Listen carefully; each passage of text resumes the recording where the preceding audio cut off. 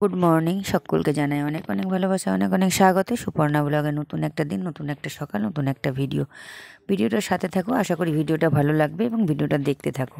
আর ভিডিওটা ভালো লাগলে একটা অবশ্যই লাইক করবে, কমেন্ট করবে, শেয়ার করবে। আর ইউটিউব থেকে যারা দেখছো তারা অবশ্যই চ্যানেলটাকে সাবস্ক্রাইব করে দিও বন্ধুরা। তোমাদের ভালোবাসা খুব প্রয়োজন যে আমার। তোমরা আমাকে একটু ভালোবাসো, একটু এগিয়ে দাও। তো দেখো, সকালবেলা স্নান সেরে একদম পুজো দিতে চলে এসেছি। আর পুজো দিয়ে চলে যাব রান্নাঘরে। তো রান্না কিছুটা করেছি, কিছুটা বাকি আছে। ফুলকপির তরকারিটা করে ফেলেছি, ভাতও হয়ে গেছে, আর ডালও হয়ে গেছে। আর বাকি আছে মাছ। মাছ করব আজকে, চিংড়ি আর কয়েকটা কাতলার পিস আছে ফ্রিজে, সেটা। তো বেশি নেই, 4-5টা আছে। তো সেটা হচ্ছে বের করে রেখে পুজো করতে এসেছি। আর চিংড়িটা নিয়ে এসেছিলো আজকে, সেটা ধুয়ে পরিষ্কার করে হলুদ লবণ মাখিয়ে রেখে দিয়েছি। গীতাদি ফোন করে বললো দেরি করে আসবে। তো অটোমেটিক গীতাদির অপেক্ষায় তো আর মাছ রাখা যাবে না, মাছটা তো আমাকে ধুয়ে পরিষ্কার করে নিতেই হবে, তাই না? গীতাদি বললো বেশ ভালোই দেরি হবে আজকে আমার, তুমি তোমার কাজগুলো করে নাও, আমি গিয়ে আমার কাজগুলো করব। তা বললাম ঠিক আছে। তো গীতাদি দেরি করে আসবে বলে কাপড়টা দিয়ে দিলাম মেশিনে। ওদিকে কাপড় মেশিনে হচ্ছে, না হলে তো শুকোবে না, হাতে দিলে বেলা শেষ হয়ে যাবে। বললো আমার যেতে যেতে 3টে বেজে যাবে। আমি বললাম ঠিক আছে। তো আমি আমার সমস্ত কাজগুলো করে ঘর দোয়ার গুছিয়ে পুজো টুজো করে একদম চলে এসেছি রান্নাঘরে। আর রান্নাঘরে এসে চিংড়ি করছি, চিংড়ির মশলা করে নিলাম। চিংড়ির মশলাতে দিয়েছি আদা, জিরে, শুকনো লঙ্কা, ধনেপাতা, টমেটো। এটা ভালো করে পেস্ট করে, একটু পেঁয়াজ, একটু রসুন, সুন্দর করে একসাথে সবগুলো পেস্ট করে নিয়েছি। পেস্ট করে নিয়ে চিংড়িটা কষিয়ে, প্রথমে ভেজে নিয়েছিলাম, তারপরে কষিয়ে সুন্দর করে এখন মশলা কষিয়ে জল দিয়ে দিলাম। চিংড়ি হতে কিন্তু একদম সময় লাগে না, খুব তাড়াতাড়ি, খুব চটজলদি রান্না। তো ওদিকে তো আমার নিরামিষ রান্নাগুলো হয়েই গেছে। আর এদিকে এখন বাকি চিংড়িটাও হয়ে গেল। দেখো কয় মিনিট লাগলো চিংড়ি করতে, একদম সময় লাগে না চিংড়ি করতে। আর চিংড়ি কিন্তু বেশি ভাজতেও হয় না, বেশি ভাজলে কিন্তু টেস্টটা মানে কমে আসে। এইবারে আবার কড়াই ধুয়ে কড়াই বসিয়ে দিলাম। এবারে কড়াইয়ে হচ্ছে তেল দিয়ে মশলাটা কষিয়ে নিলাম। মাছগুলো কিন্তু আগেই ভেজে নিয়েছি, কাতলা মাছগুলো ভেজে রেখে দিয়েছি। আর হচ্ছে এখন কাতলা মাছটা কষাবো, তার জন্য ওই একই মশলা কিন্তু ইউজ করলাম।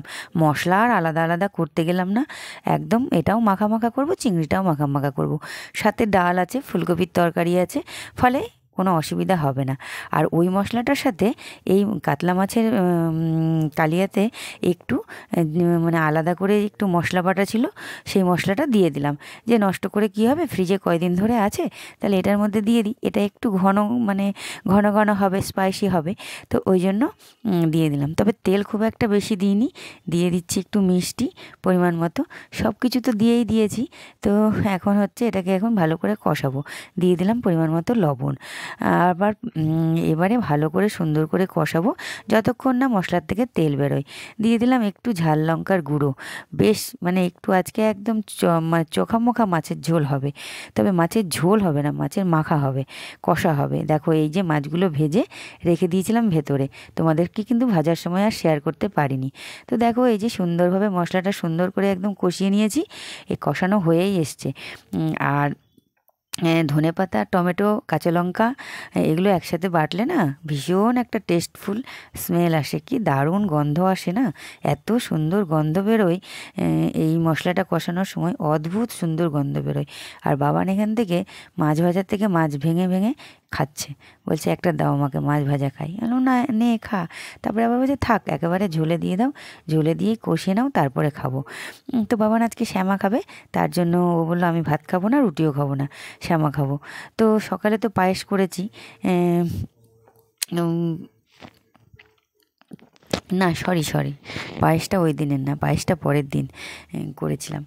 মানে গুলিয়ে যাই কখন কোনটা করি, তো মানে কোন ব্লগের কোন দিন কোনটা করি রান্না, একসাথে অনেকগুলো ভিডিও জমে যায়, আসলে এডিট করার সময়ই পাই না। তো আজকে তো দোকান যাইনি, ওই জন্য সন্ধ্যাবেলা বসে এডিট করছি। তবে এটা যে রবিবারের ভিডিও আমার একদম মাথাতে নেই, আমি কিন্তু পরে পায়েসটা করেছি। তো হঠাৎ করে পায়েসের গল্পটা তোমাদের সাথে করেই ফেললাম। তো না, পায়েস আজকে করিনি, আজকে আজকে বাবান শ্যামা খাবে, তো শ্যামা করবো। এটা নামিয়ে শ্যামাটা বসিয়ে ফেলবো। আর গীতাদি আবার পরে রুটি করবে, সবই ব্যাপার আছে। গীতাদি একবারে সকালে এসে করে দিয়ে যায়, তো আজকে তো সকালে আর আসেনি, আজকে একদম 3টের দিকেই এসছে। গীতাদি বাইরে বাসন মাজছে, এদিকে আমার রান্নাও হয়ে গেছে। রান্নাগুলো কমপ্লিট করে একদম গ্যাস ট্যাস মুছে আমি নেব, তারপরে গীতাদি পরে রুটিটা করে নেবে, তাহলে রাতে রুটিটাও হয়ে যাবে। তো এই তো সব কিছুই হয়ে গেছে। দেখো এখন ঝোলটা ফুটলে মাছগুলো দিয়ে দেবো, মাছগুলো দিয়ে বেশ সুন্দর করে গামাখা করে নামিয়ে ফেলবো। তো ঝোলটা মোটামুটি ফুটেই এসছে, আর এখন আমি এই যে মাছগুলো ঝোলের মধ্যে দিয়ে দিচ্ছি। তবে মাছ মাংস ডিম যা রান্না করি না কেন দুপুরবেলা, সেটা আমি স্নান করে পুজো করার পর করি, কেননা স্নান করে নিলে আমি আর তখন মাছটা রান্না করি না, না হলে আবার জামাকাপড় ছাড়তে হবে। এতবার করে জামাকাপড় ছাড়া বড় মুশকিল ব্যাপার। সকালে স্নান করব, তারপরে আবার যদি স্নান করার পর মাছ টাছ নাড়ি, তাহলে কেমন লাগে না? ওই জন্য পুজোটা আগে সেরে চলে আসি। স্নান করে গোপালের সেবাটা দিয়ে তুতানকে পাঠাই স্কুলে। তুতানকে ওই জন্য আমি বেশিরভাগ দিনই স্কুলে যাওয়ার সময় কোনো রকম আমিষ রান্না করে দিই না, আমি নিরামিষ রান্না করেই দিই। তাহলে কি হয়, আমি ওকে বাসে তুলে দিয়ে সঙ্গে সঙ্গে আমি পুজো করতে বসে যেতে পারি। তো ওই জন্য আমি কোনো ডিম মাছ আর খেতেও চাই না সকালবেলা। ডিমটা খাই, কিন্তু মাছ তো খাবেই না সকালবেলা, ফলে মাছের কোনো গল্পই নেই। কিন্তু ডিমটা করে দিলে খুব খুশি হয়, কিন্তু আমি ডিমটা স্নান করে আমি আর নাড়তে যাই না। আর প্রতিদিনই ও যাওয়ার আগে আমার স্নানটা হয়েই যায়।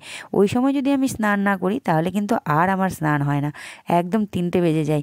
ওই জন্য 3টের সময় গোপালকে সেবা দেবো, সেটা আমার পক্ষে সম্ভব নয়, আমার ওটা সইবেই না শরীরে। ওই জন্য আমি সকালবেলা স্নান সেরে আমার 7, 7:30, 8:45-র মধ্যেই স্নান হয়ে যায়। কী শীত কী গ্রীষ্ম কী বর্ষা, আমার একদম বরাদ্দ। স্নান সেরে পুজো করে জলখাবার খেয়ে আমি ঘরদুয়ার গুছিয়ে তারপরে রান্নাবাড়ি করতে যাই। তাতে আমার দেরি হয়, একটু দেরি হোক, তাতে কোনো অসুবিধা নেই। আমাদের জলখাবারের পর মানে দুপুরের খাওয়াটার অত তাড়া থাকে না, সবাই তো মোটামুটি খাওয়া হয়েই যায়। আর সকালের খাবারটা আমাদের একটু ভারী খাবারই হয়, পেট ভরেই খাওয়া হয়, ফলে আমাদের দুপুরের খাবারটা যতটুকু যার ইচ্ছে হলো খেলো, না হলে রান্না থেকে গেল, একদম রাতে খাওয়া হয়। তো এই হচ্ছে ব্যাপার। তো চলো, এই যে মাছও হয়ে গেছে, আর মাছ হয়ে যাওয়ার পর এটা নামিয়ে ফেলবো। এখন নামিয়ে ফেলে তারপরে খাওয়া দাওয়ার ব্যবস্থা হবে। তো মাছটা দেখো নামিয়ে ফেলেছি, তোমাদেরকে একটু দেখানোর জন্য গ্যাসের উপরে রেখেই একটু তোমাদেরকে দেখিয়ে ফেললাম, যে আবার ভেতরে ঢুকালে তো আবার বের করতে হবে। এই যে চিংড়িও হয়ে গেছে, আর কাতলা মাছটাও হয়ে গেছে, রান্না একেবারে কমপ্লিট। চলো এবার খাবার টেবিলে চলে যাই। এবার খাবার টেবিলে গিয়ে কে কী খাচ্ছে দেখি। এই দেখো বাবানের থালা, শশা নিয়েছে, ফুলকপির তরকারি নিয়েছে, চিংড়ি মাছ নিয়েছে, পাঁপড় সেঁকে দিতে হলো ওকেও, পাঁপড় ভাজা খাবে না, তাই পাঁপড় সেঁকে দিতে হলো। ওর শ্যামাটা এখন বসিয়েছি, শ্যামাটা দেবো, ওই জন্য একটু দেরি হচ্ছে। শ্যামাটা এখনও হয়নি, একটু মানে প্রেশারে সিটি দিলে তাড়াতাড়ি হতো, কিন্তু বাটিতে করে বসিয়েছি তো ওই জন্য একটু দেরি হচ্ছে শ্যামাটা হতে। শ্যামা হতেও কিন্তু সময় লাগে, একদম যে সময় লাগে না তা না। আমি বেশিরভাগ দিনই প্রেশারে সিটি দিয়ে দিই। আর এখানে খাচ্ছে তুতান, যেহেতু আজকে চিংড়ি হয়েছে, ওর পছন্দের জিনিস, তাড়াতাড়ি করে খাওয়া হয়ে গেছে। একদম কোনো রকম কোনো বায়নাও নেই, কোনো রকম কোনো ব্যাপারও নেই, ঝপাঝপ খাওয়া হয়ে গেছে স্নান করে বসতে বসতে। ওদিকে ওর বাবাও খাচ্ছে, ওর বাবারও খাওয়া মোটামুটি হয়েই এসছে, তবে বাবানই খাবার দাবার নিয়ে বসে আছে। এই যে বাবানের শ্যামা চলে এসেছে, বাবানের শ্যামাটা দিয়ে দিলাম। এখন বাবান চিংড়ি, ফুলকপি, পাঁপড় ভাজা, শশা দিয়ে শ্যামা খাবে, পরেও কাতলা মাছটা নিবে। তো ওকে আমি বললাম দিনের বেলা লেজাটা খা, তাহলে আর রাতে কাটার ঝামেলা থাকবে না। ও বলে এটা আবার কেমন কথা? আমি বললাম হ্যাঁ, রাতে কাটা খেতে ভালো লাগে না, অসুবিধে হয়, তো দিনেই খেয়ে নে।